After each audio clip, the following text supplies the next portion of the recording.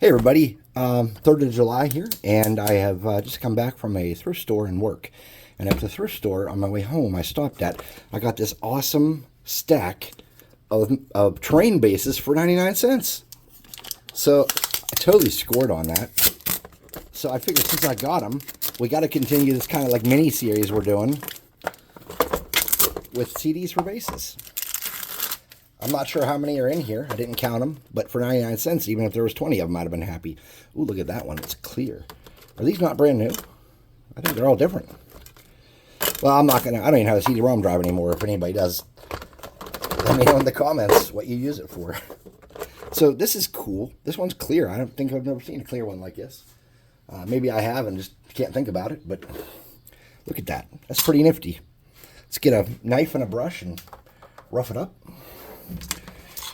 So we made the hills, the modular hills, and we made a cave entrance to go between them. That was pretty cool. And now I think that we can make, I don't know. Let's see what we can make. Something cool maybe. Maybe something dumb. For anybody that's watching this, you probably won't get the message in time, but tonight we're doing a live paint on our Discord. And I've invited some pretty cool guests, if I do say so myself.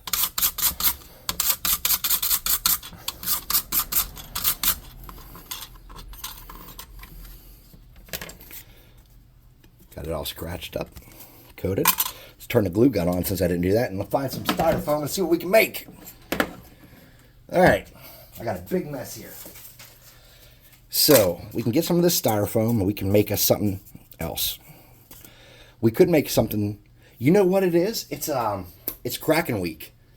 And even though I had no desire to participate in Kraken Week, now that I'm thinking about it, maybe, just maybe, we can do a Kraken. So we're going to need some materials. Let me grab some.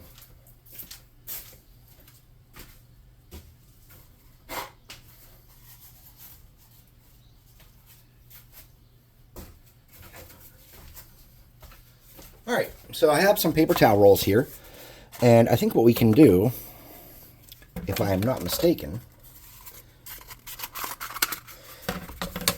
is make our own Kraken. So Kraken are like giant squids, and there's a lot of magic lore behind Krakens and the different editions, and one of the big magic lore things is that they can magically alter their shapes to suit their style. But I think what I want to do is I want to build kind of like a traditional Kraken and then have the tentacles separate. And that brings me to something else that I hadn't even thought about. I bought a box of like several thousand poker chips, and they're all different weird. They don't all fit together and stuff at that same thrift store. So let's see. 1, 2, 3, 4, 5, 6, 7, 8. We're going to just make a Kraken, dudes. Yeah, that's what we're going to do. It's going to be sick. All right, so the hot glue gun should be getting pretty warm about now, I'm thinking. Not quite. Yeah, it's not quite there. All right, so we're going to need some stuff. We're going to need some tinfoil to make the tentacles, and we can use this to make the Kraken's body. We can use some beads or some buttons. Okay, here we go. We can use beads to make the suckers on the tentacles. And we can use buttons for the eyes. Yeah, I think we can do it. I think we got everything we need just laying right here in my junk. Let's see how it goes. Yeah, it's looking good, kids. We're going to need something for texture. All right. So let's get, this one's like a full size, so we're going to pull this one out and save that for another project. Not saying I'm having a shortage of paper towel rolls, but if the day were to come, I want to be ready. So let's get that there. And then let's kind of open this up like that. Yep, like that.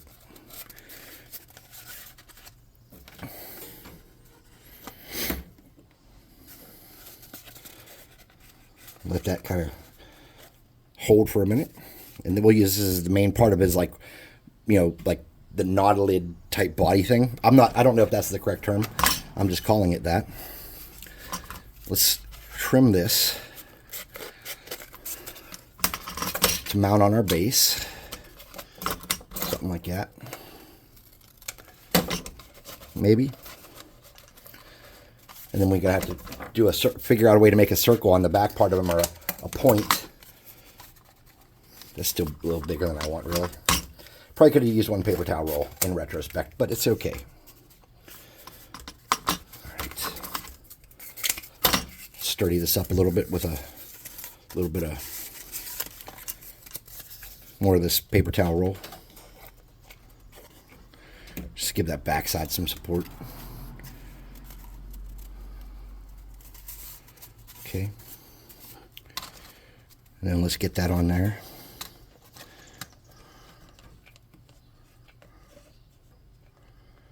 Okay. Let that sit for a minute. Don't let it fall. I'll prop it up with this. There we go. All right. And we have these. So we're going to have to rough these up. Oh, I'm losing one under my board. You know, awesome. I didn't know what I was going to make. I was just like super winging it, dudes. We want to cut into these to make sure that they hold glue. And these are going to be the tentacles. Now, this is not like a Wrath of the Titans type Kraken, okay? This is like a giant squid type Kraken. Oh, there's like two sides. So it might be smarter to use that side that doesn't have the pop-up. Let's get rid of the pop-up sides. All right. I just got these and just took them out of the box, so I didn't know what I was looking at. I just saw they were different sizes and kind of was like, oh, that's interesting. Why are they different? Whoever owned this poker chip set probably just over time lost chips, or people took them or whatever, and they just replaced them with whatever they could find, is my guess. But for a few bucks, I got, you know, hundreds of these that I can use as bases for stuff. I felt it was a pretty good deal. All right, so let's get back on to this body here and get some glue in there to hold it in place and sturdy it up.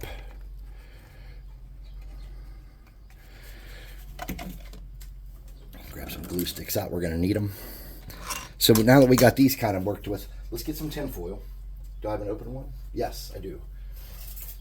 Oh, it's empty. All right, 25 foot of aluminum foil.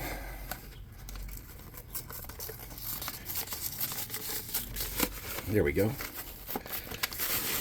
By the way, don't throw these boxes away, because if you need something to like wipe paint off for dry brushing or something, or just to mix paint on, this is just thin cardstock, and it's got like this nice coating so it doesn't absorb the fluid, the liquid out of the paint.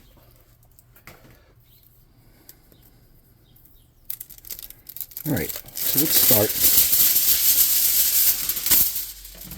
with a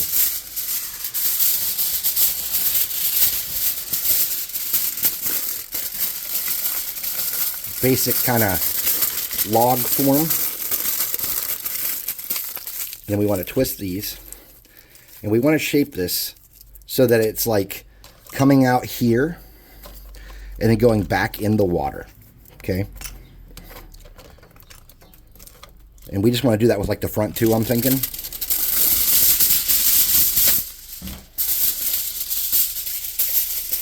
And then the other ones we'll just have as tentacles coming up. And I think that'll be cool.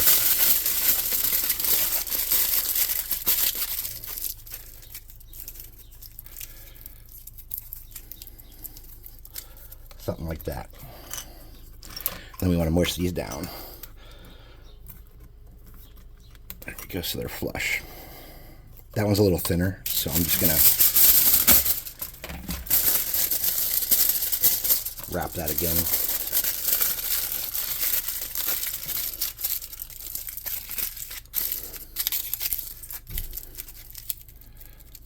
Something like that.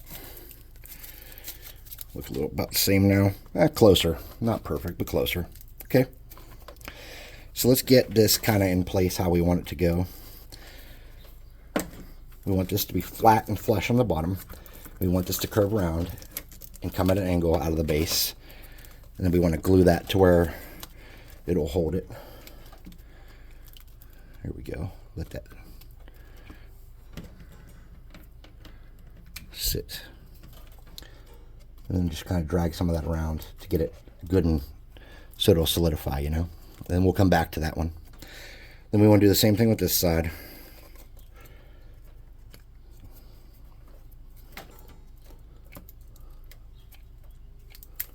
Just kind of let it sit and solidify. All right, now we can work on some tentacles for these. So when you do this, you want to fold it in half once this way. Okay, and then you want to fold a third of it over, and then just kind of not at a straight angle. See how I like folded it like across? And then when you're making your tentacle, you want to start here. You want to roll it so that your thinner side's that way, and you're rolling along the thick side. And then as you start to come upwards, you can start bringing your tentacle to make it as long as you want.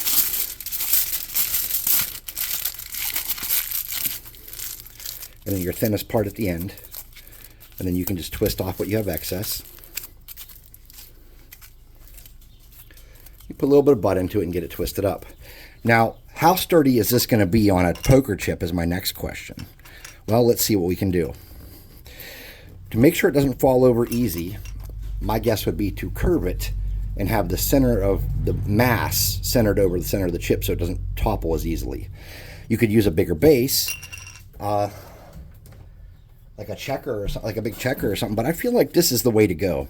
Since I just got these, it's like fate. Hey, I'm going to kick this fan on. It's a little loud. I apologize. But it's 98 degrees out, and my garage is not air conditioned. Okay. So I'm just going to get glue on that base, and I'm going to drag this around and get it kind of buried in there, and then pull it, and then I'm going to find where a good center is where it doesn't fall over easy. And I'm going to twist this around and kind of redistribute that weight a little bit, okay? There we go. There we go. Something like that. The bottom of this has to sit flat, apparently, or it's going to be a problem. So what I'm going to do is I'm just going to put some glue here. And then I'm going to mush it down and let it sit. And when I can peel that off of there. Now these ones we will do this way. That was a mistake to put the bump down because we're not going to see it anyways. And get a good length. Fold it in half, directly in half once, and then fold it in half again at an angle. See that, how it's wide here and there? And we're just going to roll it up as we go.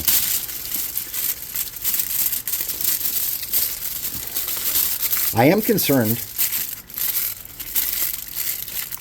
that these bases might not be quite big enough for what I want to do here. And maybe the smart approach would be to cut some CD bases in half and put like 2 tentacles on each one. That might be the smarter move. But I feel invested in this plan I have here. So we're just going to screw up and do my Kraken my way. It's Kraken week. I'm not part of the official cool people that are doing Kraken week. I just saw that it was a thing. And I wanted to learn more about it. And then I was looking at what I was working with here. And I was like, okay, yeah. I'd like to do a Kraken thing. So this is not planned. I am not one of the official Kraken Week people, but it is Kraken Week. So get that in there good and get it moved around. And then these ones are standing up pretty good without the bottom's not making it bad like the other side, like the turn it that way did. Anything you have, any little wood slits or any slats, whatever you have that you can make bases out of, can work for this kind of project. You don't have to have poker chips. I like to use plastic bases. They're more durable. And if you saw the comment in the one video recently asking about that, well, yes, there are benefits to using plastic. No, you don't have to. But if you can get it dirt cheap and luck out like I have, I would say go for it. If you can't, then try something else. It's really about where your means are financially and what you want out of your crafts. if you can get everything you want out of a craft, even if you're a millionaire, and do it all in just cardboard and have the resilience you want, and your techniques allow for something to survive the beatings of role-playing, please continue to do whatever it takes to do that. Don't spend money just to spend money. I would hate for you to do that. You don't have to have all the same things I have. When I make these projects, I try to remember to tell people, hey, you could do this with this. But sometimes I forget. So this one, I want it to be kind of thick at the the ones that are going to be like these front ones that I think are going to be like fatter. I have this folded over portion. I'm gonna wrap that with some more tinfoil after this sets, and then I'm gonna glue that more. I want these ones to be a little more angled funny, so I need to change where the weight sits. Same thing with these. This Kraken's going to be doing good, I think. Let's look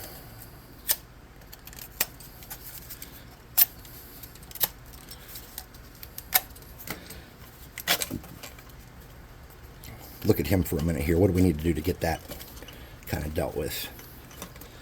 Nothing too fancy, it looks like. Something a little tinfoil will go a long way on for sure.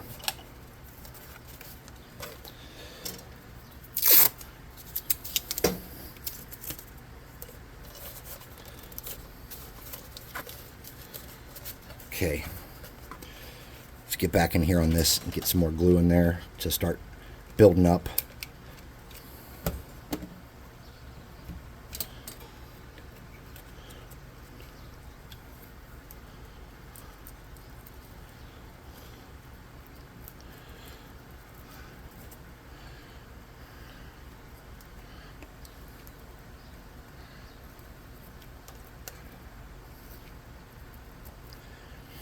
And if you had any kind of clay or putty or drywall compound or anything you wanted to use to do this instead of glue to cover this, you could do that. But man, I'm going to be honest with you, I am not like about that life. I try to spend almost nothing. I am like a miser. And you might think I'm a hypocrite because I just went to the store and bought poker chips. But dude, for the price,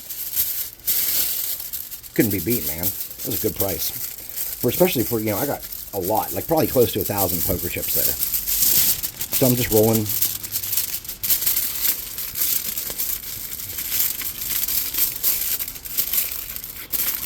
Twisting up.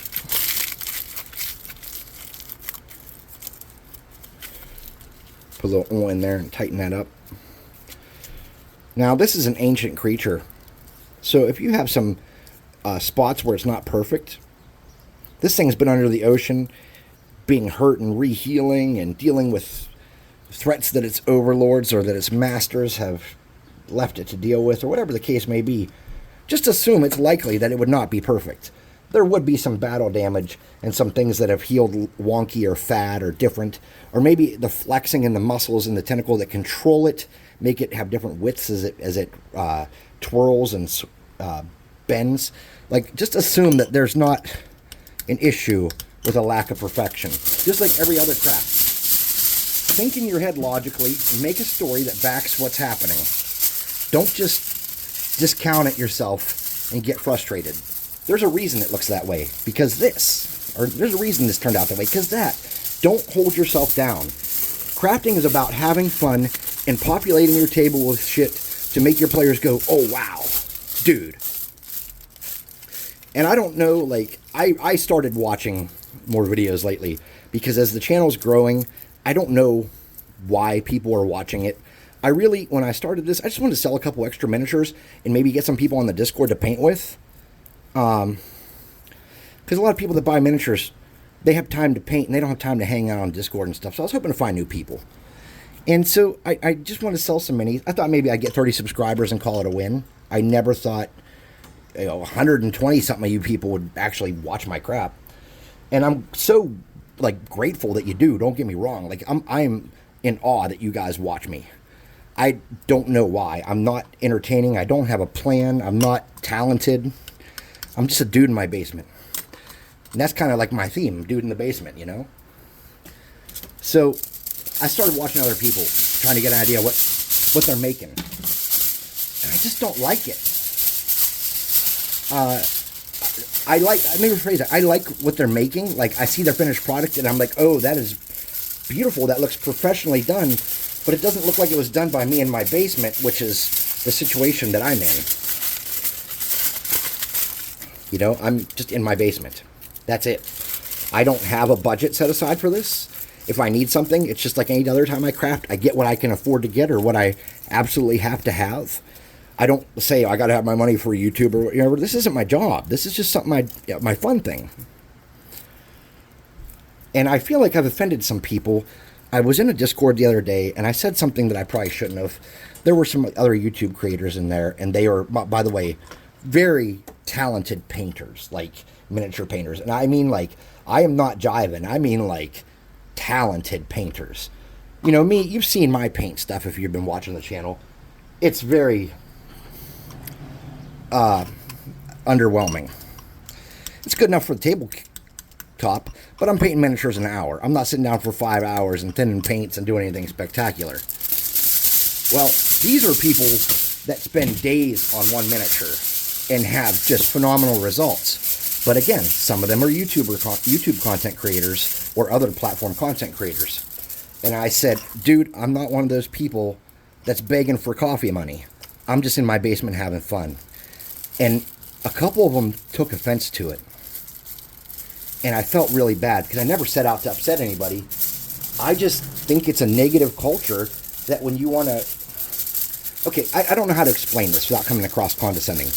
I want to make content for people to enjoy. I don't want people to pay for that content. I sell miniatures. If you want me to enjoy doing the channel and have money for the channel, buy miniatures, and some of that will make its way over here. Not much, because we're a miniature company, but some of it will come this way. Whether it's in the expense of more miniatures or whatever it is, or more products on our product line, which gives me more shit to paint. You know, it'll make its way here in some form. Otherwise, this is out of pocket and my fun thing. This is not a job. So when I'm saying that, I don't want you to think you are wrong or bad for doing it, but I'll tell you, it does annoy me that everybody with 1,000 subscribers is like, go to my affiliate link store. I'm doing the same shit as everybody else. Please, I invented these techniques or I stole them from someone else.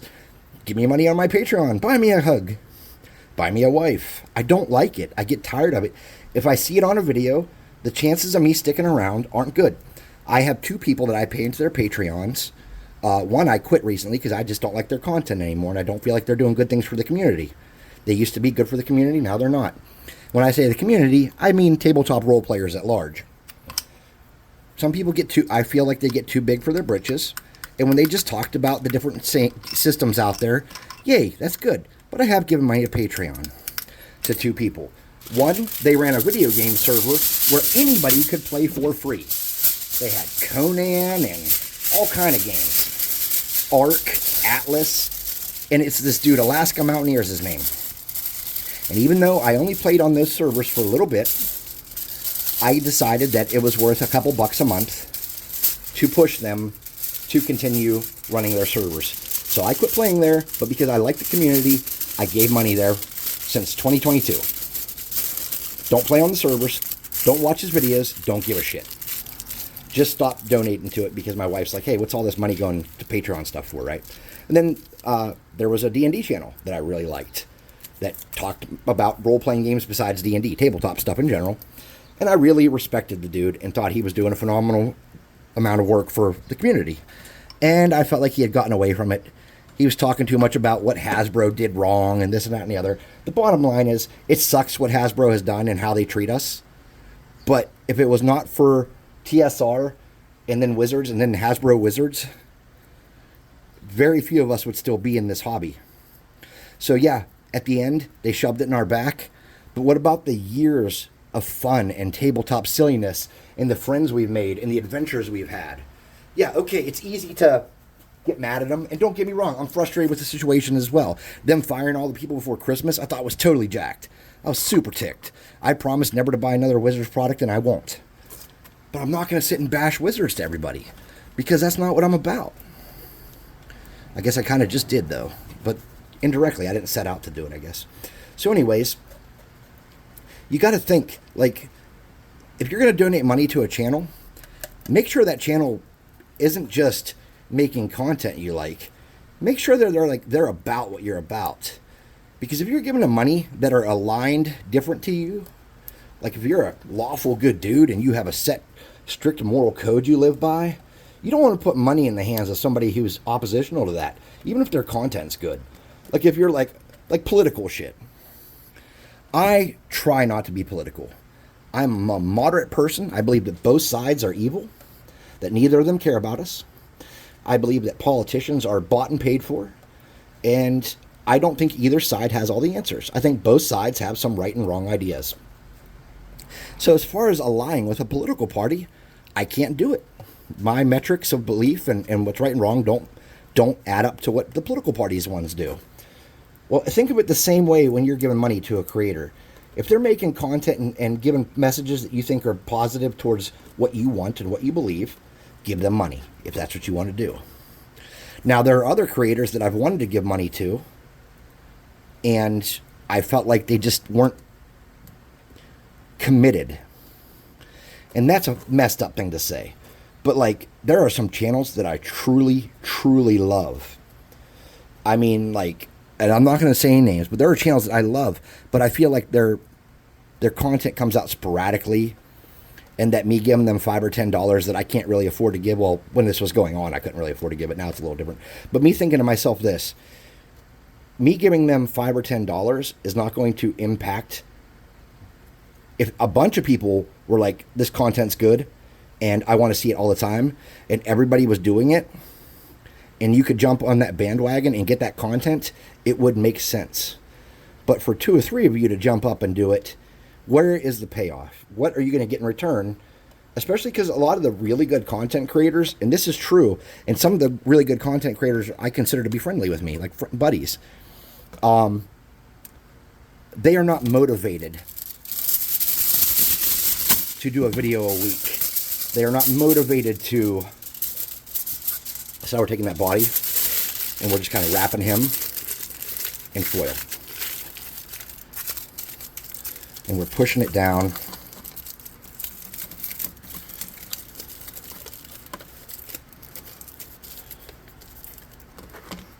And we're going to get another piece and go the other way. They're not motivated to do a video every week. It's not their passion, or their full-time job doesn't make it reasonable for them to. Or being a full-time content creator might not even be their dream, like me. If you're like, hey, Doom, we're going to pay you money every month to make a video every week. Well, I don't want that. That's not what I'm about.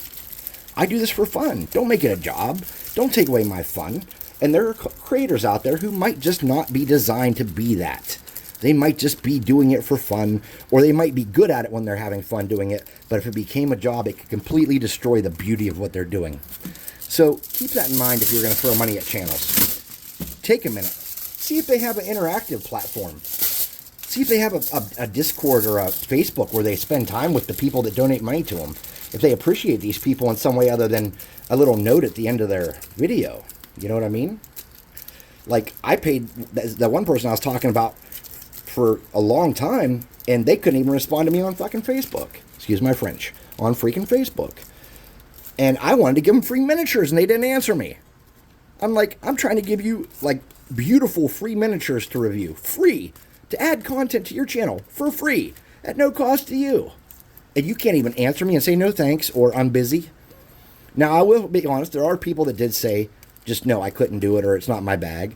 But we had some that said they did. If you, my buddy of mine, good YouTube great content creator, Dave O'Gara Miniature Mashup, very talented kit basher.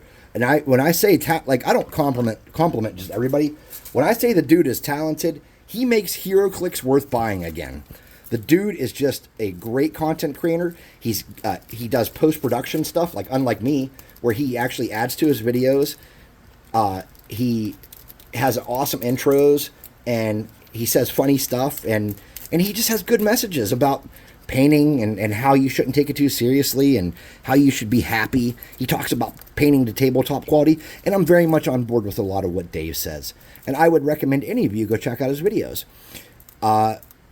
Caleb from Blanco, phenomenal guy. He did not review my miniatures, however, because he couldn't get to it. And he even told me, hey, I got a bunch of stuff going on.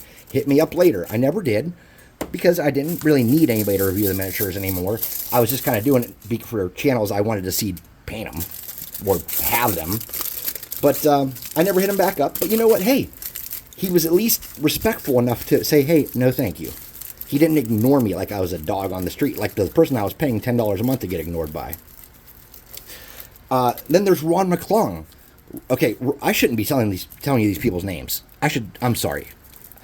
There's Ron from Craftin' Ron from Seawolf's Den. He takes dollar store stuff like the Final Faction, like Dollar Tree brand action figures, and makes awesome like repainted monsters and modified monsters and stuff out of them, and just does a bunch with them. Phenomenal. Even though I will never make any of that stuff, I truly love watching him do it because you can tell he's enjoying himself. You can tell he loves what he's doing. And I mean, there's so many awesome creators. Caleb at Blanco actually used to do something I really liked, and he kind of quit doing it. He was doing this like D&D news thing for a while, and he really was nailing it, and it just didn't do well, and it broke my heart because I really wanted to see it go far. But it didn't, I think it just didn't go off the way he had wanted it to, and he quit. But anyways, talking about creators, there's tons of creators out there doing amazing things for D&D. Now, where the hell did I put the beads? Oh, good, now they're gone forever. I lost the beads. I have too many bins of crap around here. Think, Chris, where are your beads? The beads are gone. All right, so what are we going to use for suckers, since I can't find those plastic beads I want to use? We're going to use wooden beads. Yay, wooden beads for suckers. So we're going to get all these tentacles we made, and we're going to clean up any weird spots and drag glue from the highest point we can down to the base. And if it's too big of a gap, you just grab a little bit of tin foil, and we'll do that in some spots here, and just wrap them a little bit and clean that up. So this glue is super hot, so it's kind of pooling and melting. So we want to take our time and make sure we're dragging it up and down so it's getting a good bond. Getting these cracks and getting these spots, because as it cools, we want it to kind of seal up any loose tin foil. Any additional glue at the base is just going to add stability so that it doesn't wobble as much. So we want to come down and get as much as we can. Realistically, we're not just trying to throw glue away. Just throw glue away. And really, we could also add weight to these bases with rocks or pennies or anything we wanted. But let's just get the tinfoil where it's twisted, sealed up good, and look for any wonky spots in the build that we want to cover. Get more tinfoil. What was I rampaging, or not rampaging, but what was I going on about? Oh, YouTubers. Some YouTubers are so famous that they can't answer everyone and they can't get to you. That is true. Like that Mr. Beast dude, never seen one of his videos, but my kids love his candy bars, and my older adult sons even talk about the guy. He does a lot of really good stuff. He makes money and uses it for good things, I guess. I don't know. Like I said, never watched one of his videos. That dude is probably too busy to answer every comment or to respond to Facebook messages or Discord messages. I would guess that dude's super busy. Okay. Again, never seen one of his videos. Don't know what his videos are about. Most of us in the crafting community, especially someone like me who's got, in the hundreds, the low hundreds, we should not have a problem answering you. If you have 1,000 subscribers and you can't make time to talk to any of them, if you have people paying you on Patreon and you can't make time for them, especially when they're not even watching your videos anymore, that's like, oh, he wouldn't have known that, but it pissed me off really bad. I'm super spiteful about that dude. Sorry.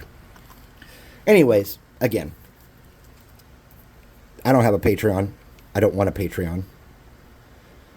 I don't have to worry about a Patreon, true. But if you want to support this channel, just watch. Like and comment. I don't care. It just motivates me to want to make more videos. I get a comment once every couple of days, and I am so excited. I'll be at work just like, oh, look, I got a comment. I can't wait to respond. I'm excited about that, man. I look forward to it because it's like an interactive thing. I don't feel like I'm on this journey doing this by myself anymore. I feel like I got a team, when other people are talking and saying stuff.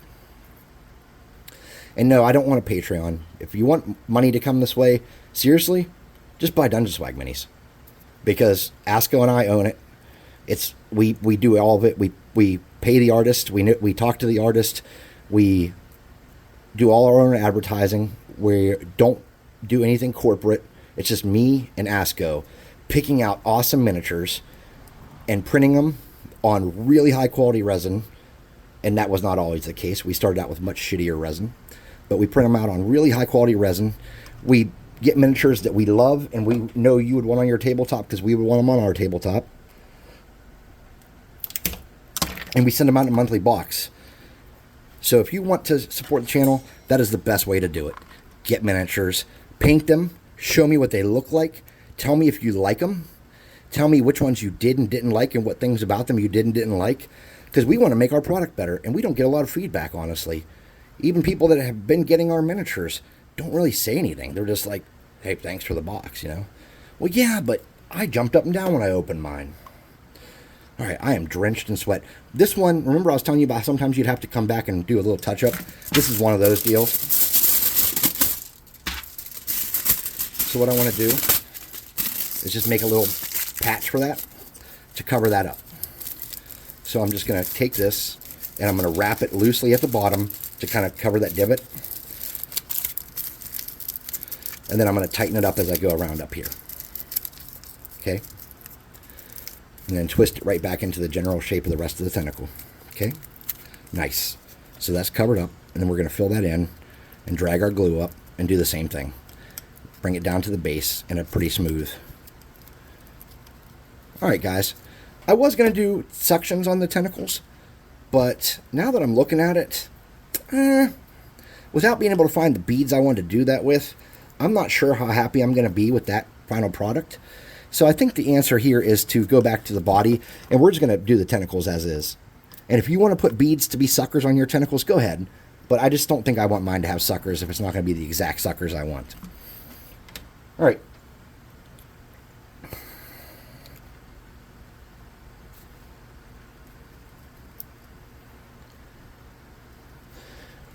I'm going to get in here, get some texture on this spot where we've done the patchwork, and we want to drag this tin foil so there's no seams.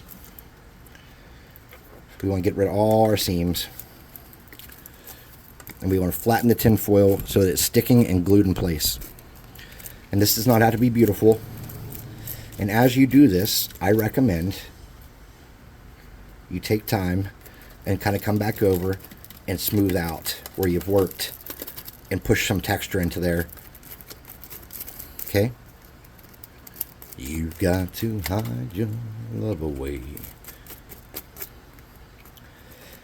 Anything you do in life, and this is not a YouTube specific statement, anything you do in life, if you enjoy it or you find ways to make yourself enjoy it, you will succeed at a higher degree. I have a job that I enjoy. I do something that I think is worthwhile. I work in environmental science. My dream is to someday try to save the world. I don't know how, but I know I'm in the right field to go there. And every time I move up a level and I get more responsibility, I find out this is not the level where I can save the world. And I keep driving forward, trying to figure out how I can make a difference and make the world a better place for my kids and for the other people. Okay? I find an enormous amount of satisfaction in that. But I'll be honest with you, when I was in the Army and my job was to go fight other people in other countries, I found ways to enjoy that, and I made that my focus, and I excelled at that. Not because I was good at it or better than anybody else, but because I loved it. I loved what I did, and I wanted to share it with people. I would tell people about my adventures and my experiences, of course leaving out pertinent details that you're not sharing with people. But yeah, and I taught new soldiers and other soldiers what to do and what not to do and how to get better at what they did. And I let people mentor me, and I enjoyed the Army, and it was my life for many years until I got hurt. That's what I did, and I was going to do it till I died, as far as I could tell. And then I got hurt to where I couldn't do it anymore, and now I do other stuff. But all I'm saying is, whatever you do, find what you can enjoy about it. Find what is, even if you're working in a warehouse, you know, just because you're in a warehouse and you don't like your job doesn't mean your presence there doesn't make things better. Maybe you have a common sense approach to things. Maybe you lighten up the mood in there. Maybe people are just happy to see you. Maybe people are inspired by the fact that you come into work every day and work to provide for your wife or your husband or your children or whatever you're doing. There are things you do that are phenomenal and good every day in the world. Don't forget that. And focus on those things. Think about those things. Even if the only thing that you can find good is that when you come home every day, your dogs are excited. You know what? You went out and worked all day so you can come home and see two little puppies or one little puppy or a cat or whatever jumping up and down happy to see you. Isn't that pretty special? Yeah, that is. Make that something you like about your job and use it to embrace that, dude. So this looks kind of like a corn on the cob deal, but that's not what I was going for. This is supposed to be a Kraken. And let's see how it works after it gets painted up. It might look like a Kraken or it might look like a crackhead. Yes, I think I'm very funny. Very, very funny.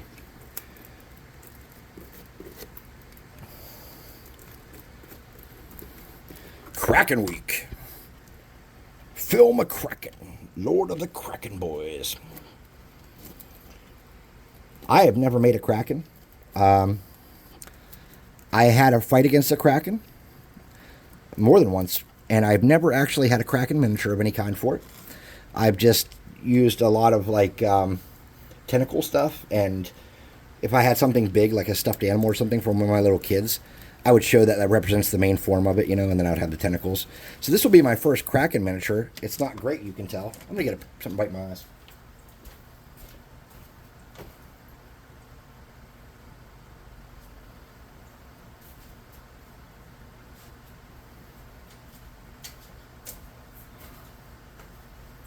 All right. So we're getting to that point where we're about ready. We got to get some eyes on this thing, though, for sure. Oh, I melted my glue stick up. So I'm just going to come through and make an effort to hit some of these last spots. And then really, until I get this thing primed, I won't know exactly where I missed and where I got, because I can't see at all. So if you feel confident that you're at that level, you can go ahead and stop watching. Or you can stick around and see how I'm going to do these eyes, which is not impressive, and you will not be like, wow, I'm just making eyes. After I finish gluing this homeboy together.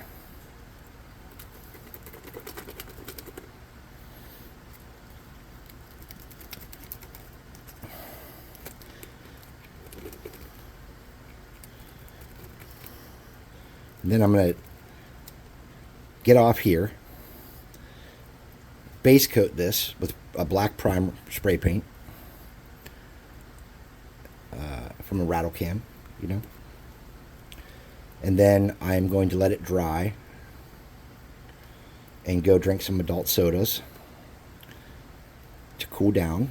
And then I'll come down here and start painting this. Okay. And then I will have to take a break because I have some other stuff I got to do. And then I'll be back at 7 p.m. for paint night for sure.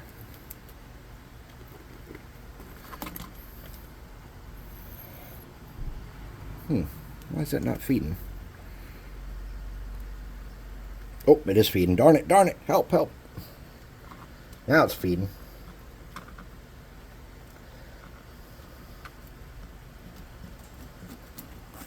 Oh, no. Drama. So, this little corner back here, I probably could have cleaned up better in here. But it is what it is. So, all I'm doing, and all you're doing right now, if you're following along, is we're just dragging glue around and filling in tinfoil holes and spots. Okay, now let's make some eyes. Let me put these beads away because we're not using these beads.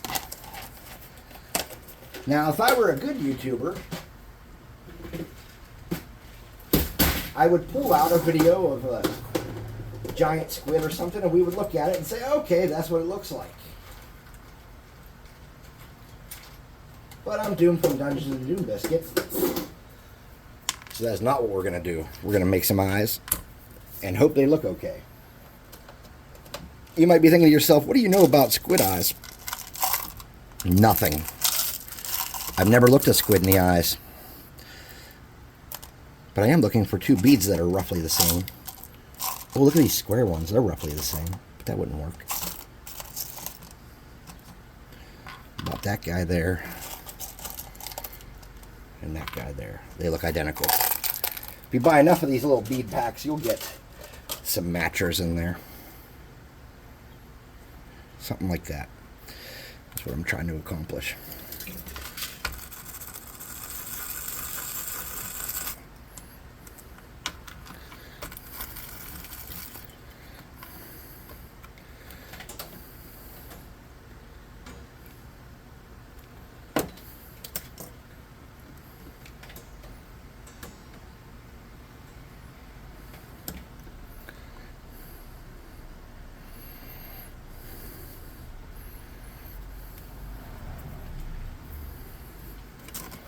So initially, I'm just gluing it in place, kind of on the sides here. I'm not sure where their eyes even sit. Okay, so I'm just getting some glue on there.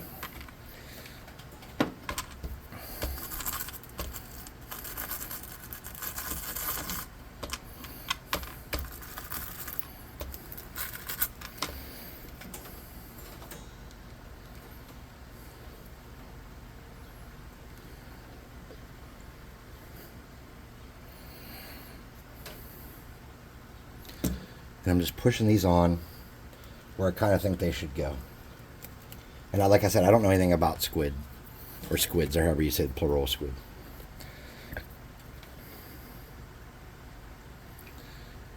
So I'm just going to get some of this and try to make a ring around here.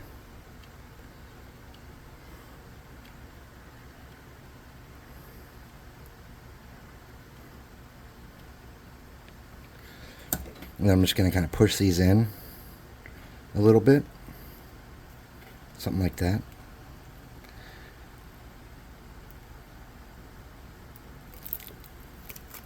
And I don't know if this is what squid look like at all. So if you want to look one up before you do this, that might be wise.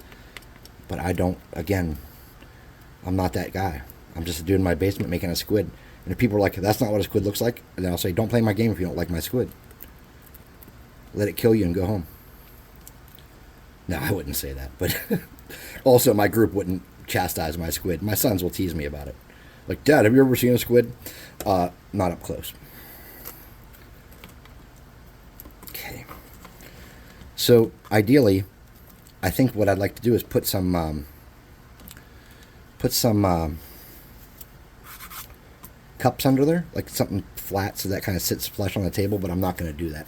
What I am going to do, however, is I'm going to move this, because glue pops off of this mat pretty decently, and I'm just going to kind of come around here and make sure this doesn't fall apart. So I'm going to put some glue, and then I'm going to let it slide down with the natural temperature of the gun.